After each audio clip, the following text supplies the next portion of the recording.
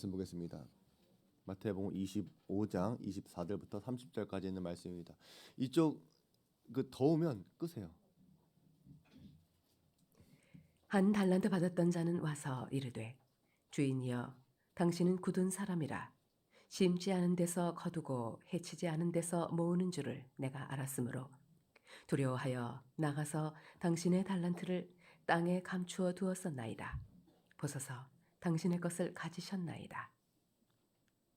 그 주인이 대답하여 이르되 악하고 게으른 종아 나는 심지 않은 데서 거두고 해치지 않은 데서 모으는 줄로 내가 알았느냐.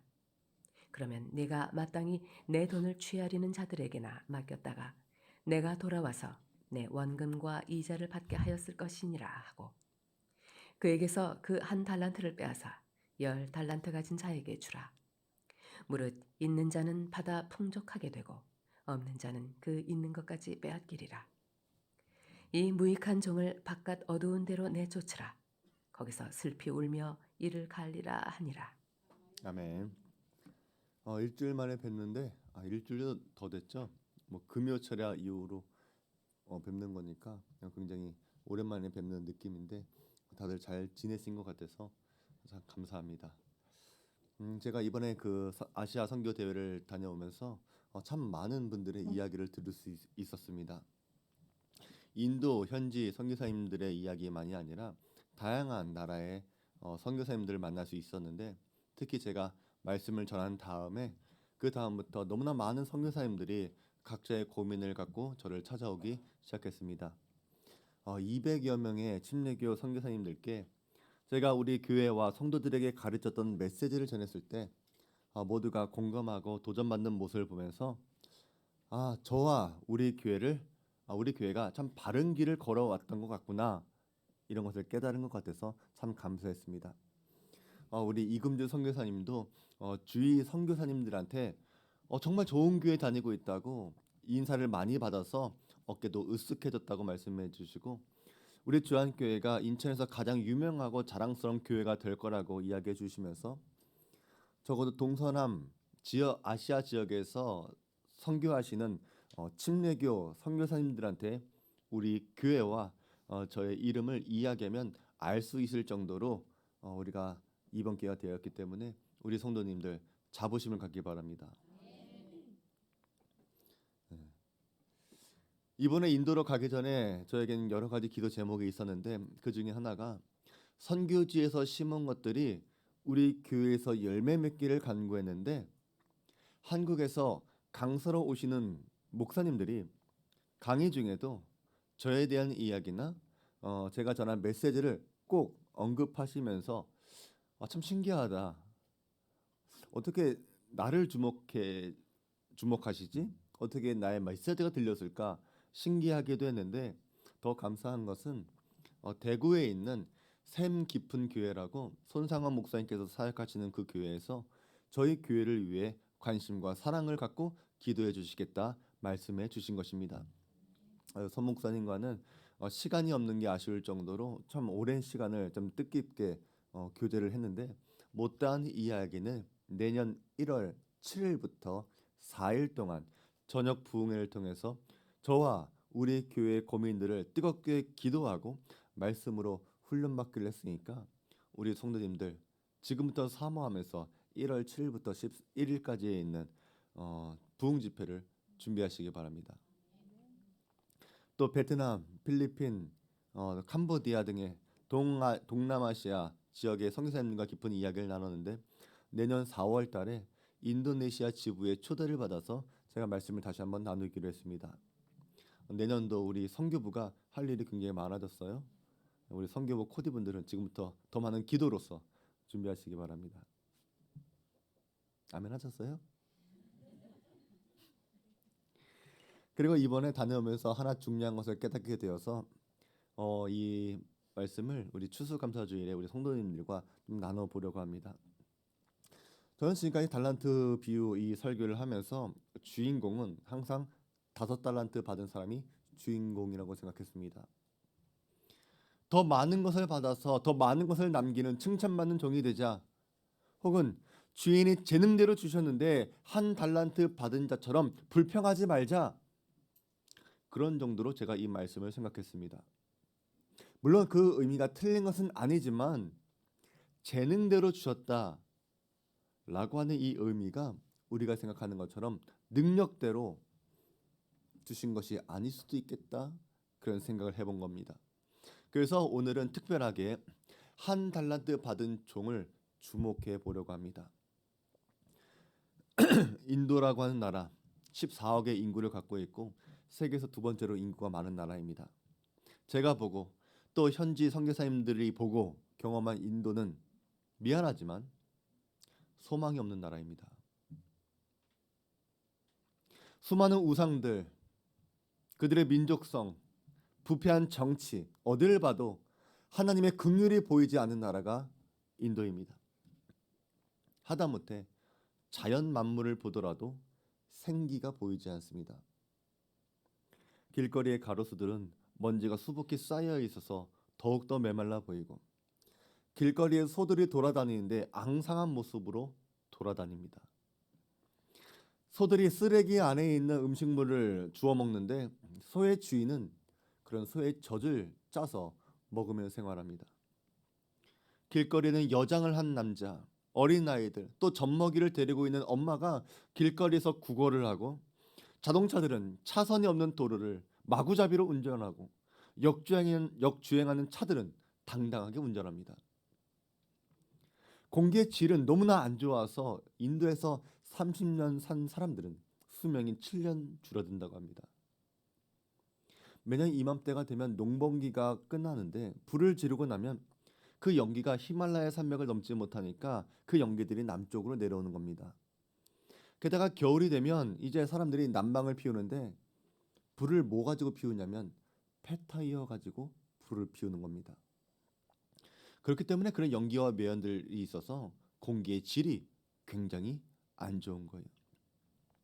아무리 인도가 요즘 IT 쪽으로 발달하고 있다고 하지만 인도는 절대로 세계적인 대국이 될 수 없습니다.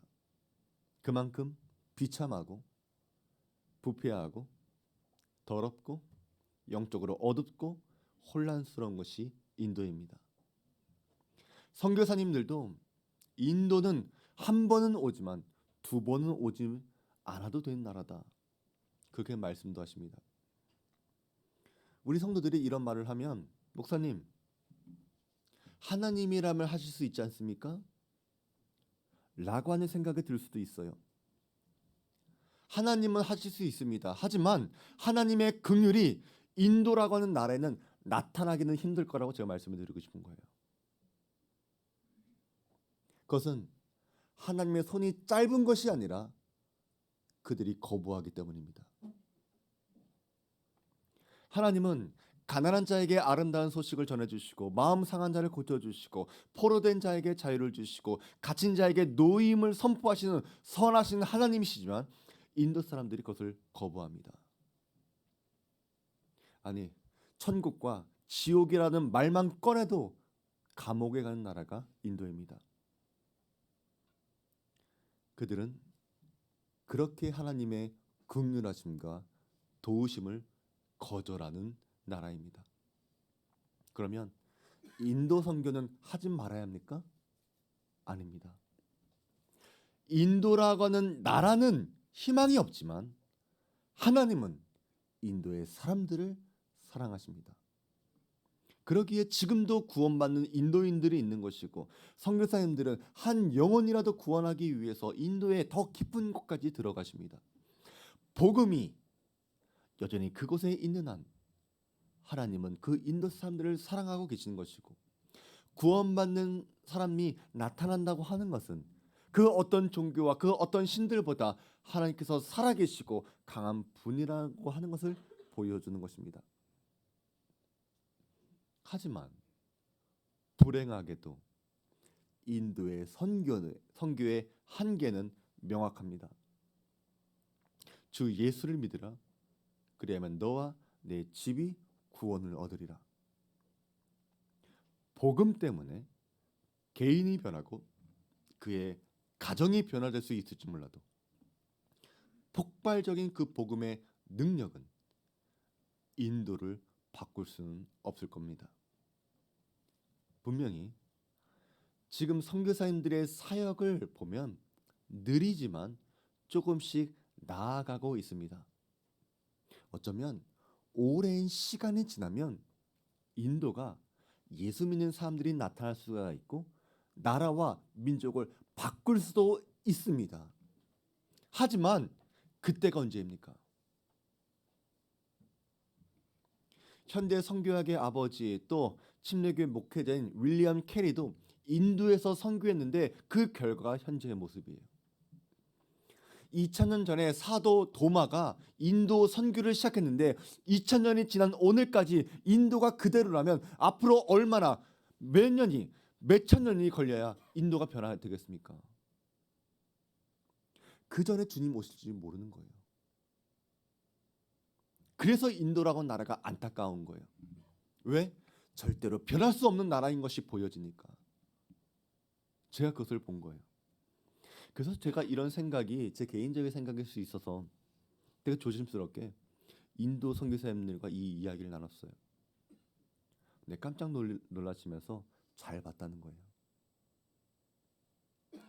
제 마음이, 제 생각이 틀린 게 아니라는 거예요.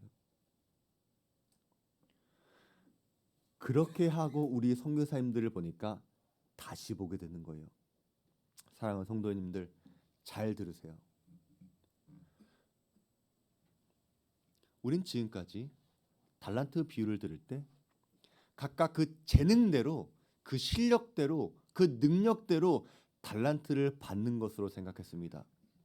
그런데 제가 이번에 한 달란트를 받은 사람을 보니까 그 사람들이 재능이 없어서 무능력해서 한 달란트 받은 것이 아니구나를 보게 된 거예요.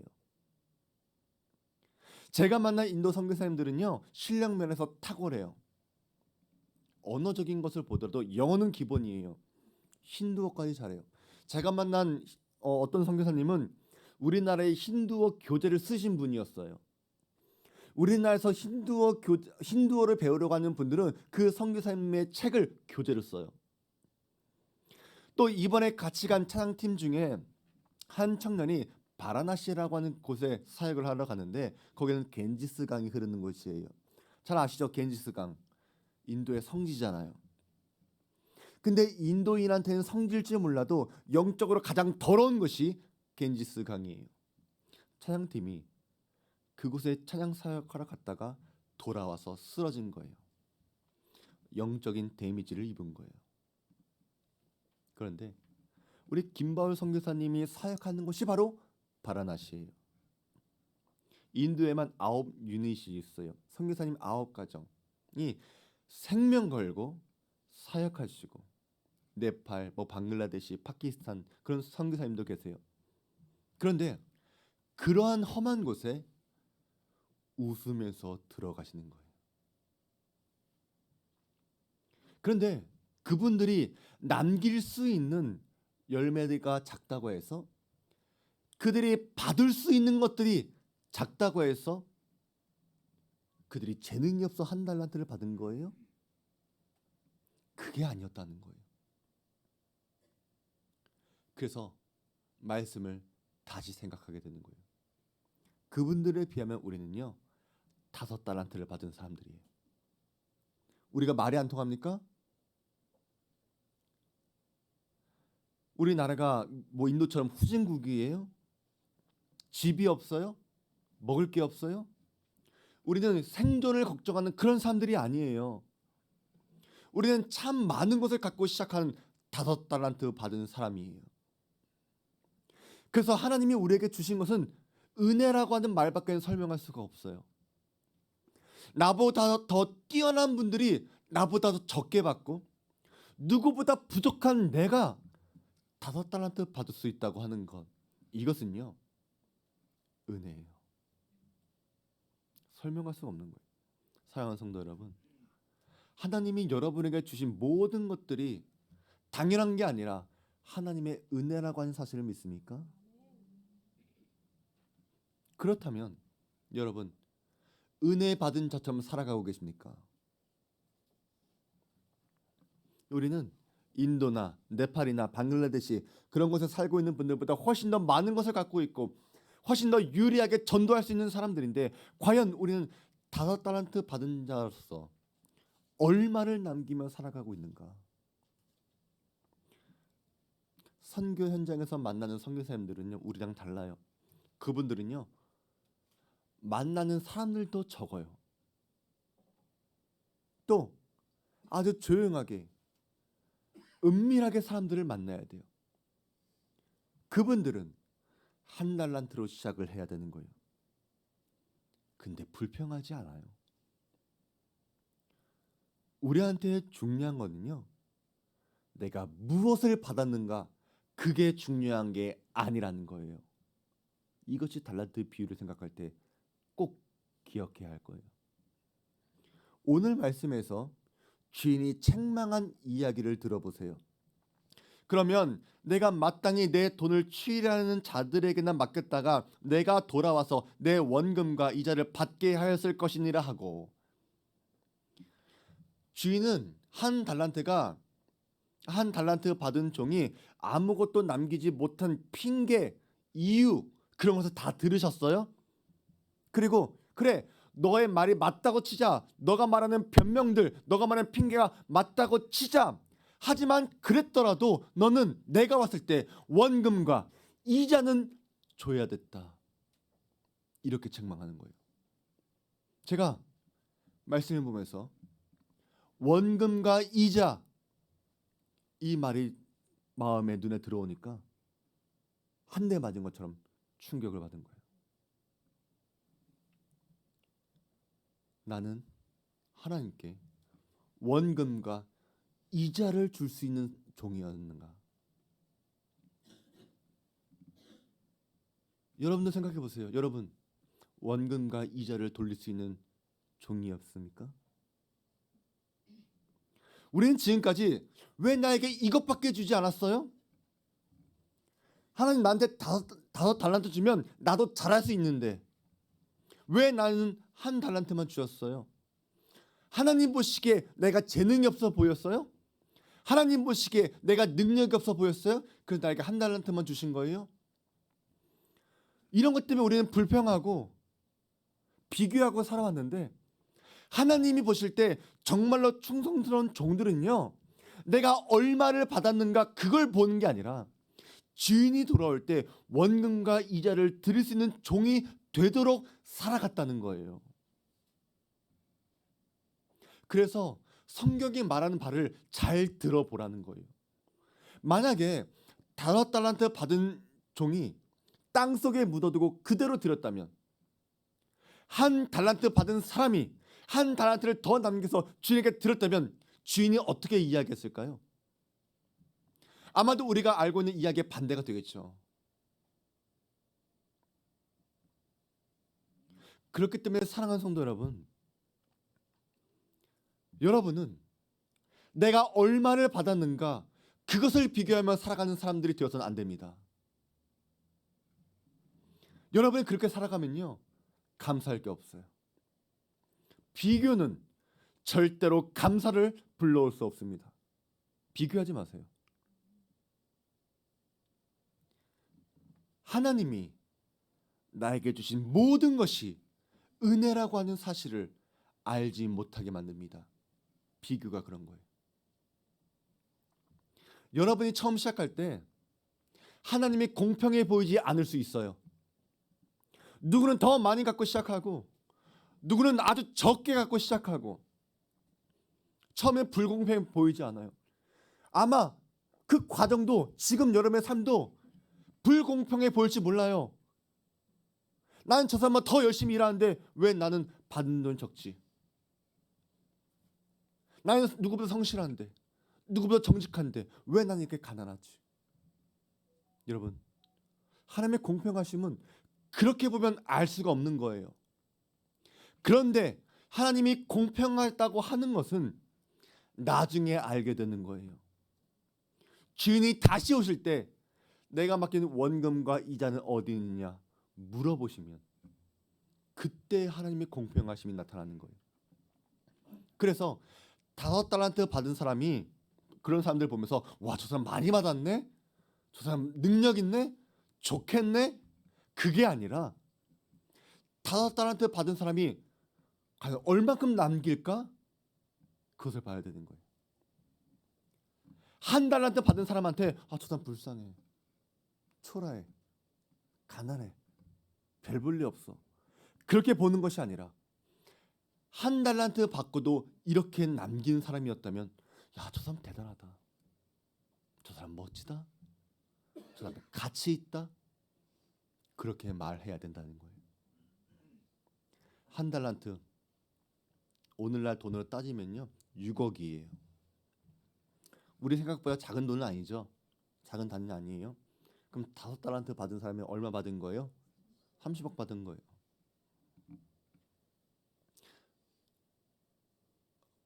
인도 사람들은요 죽었다 깨어나도 1달란트도 갖지 못한 사람들이 있어요. 하지만 우리는 어떻습니까? 뭐 우리가 지금 당장 뭐 5달란트는 없다고 하더라도 여러분 평생 지금까지 살아오시면서 적어도 5달란트보다 많이 받고 살아오진 않았습니까? 물질만 말씀드리는 게 아니에요. 여러분이 주신 기회들, 시간들, 건강들, 재능들, 그런 것들 생각하면서 하나님께 정직하게 이야기해 보세요. 여러분, 하나님께 주신 원금 어디 있습니까? 드릴 이자는 있습니까? 혹은 이자는 생각하지도 않고 원금을 그냥 땅속에 묻어두고 있지 않습니까? 나에게 주신 기회와 재능과 물질, 건강, 그런 것들 하나님을 위해 제대로 사용되고 있습니까? 우리가 추수감사주일을 맞이하면서 우리는 내가 하나님께 얼마만큼 받았어, 그걸 자랑하고 감사할 수도 있어요. 하지만 우리가 조금 더 생각해 보면요, 내가 얼마를 받았는지 그것을 감사하는 것보다 내가 하나님께 얼마를 남길 수 있었는지 그것을 자랑할 수 있는 게, 그게 더 높은 감사를 드릴 수 있는 사람인 거예요. 우리의 감사는요, 주인이 돌아와도 감사할 수 있는 것, 그게 진짜 감사입니다. 주인이 돌아왔는데 감사하지 못하는 것, 혼나는 건요, 여러분이 그 전까지 모든 삶이 누리고 즐거웠다고 하더라도 죄송하지만 다 필요 없는 거예요. 아무런 가치가 없는 거예요. 내가 얼마나 많이 벌었는지, 내가 얼마나 잘 쓰고 살았는지, 그런 것도 기쁨이고 그것도 감사한 것이지만 주인이 왔을 때 기뻐하지 못하고 감사하지 못하면 안 됩니다. 잘 생각해 보세요. 받은 달란트를 땅속에 묻은 종은 주인이 다시 오기를 기다렸을 것 같아요? 아니에요. 아마 나에게 얼마 줬는지 잊어버리기를 바랬을 것이고, 어쩌면 안 돌아오기를 바랬을지도 몰라요. 왜냐하면 내가 그렇게 살아가고 있으니까. 근데 주인한테 드릴 것이 있는 종들은요, 빨리 주인이 다시 오기를 기다렸을 거예요. 왜? 주인이 오면 우리는 또 받을 수 있으니까. 우리는 그런 마음으로 살아가야 합니다. 마라나타, 주 예수여 다시 오시옵소서. 그래서 우리한테 두 번째 기회가 있다는 걸 감사해야 합니다. 1달란트 받은 종은요, 두 번째 기회가 있다는 걸 몰랐습니다. 그래서 첫 번째 기회, 첫 번째 받은 것만 보고 살아간 거예요. 이 두 번째 기회는요, 처음보다 훨씬 더 중요합니다. 이게 진짜예요. 두 번째 때 상 받는 게, 이것은 영원히 받는 거예요. 처음에 주인이 종들에게 주는 것은 맡긴 거예요. 종들의 것이 아니에요. 맡긴 거예요. 근데 두 번째는 아예 주십니다. 풍족하게 살아가라고 주십니다.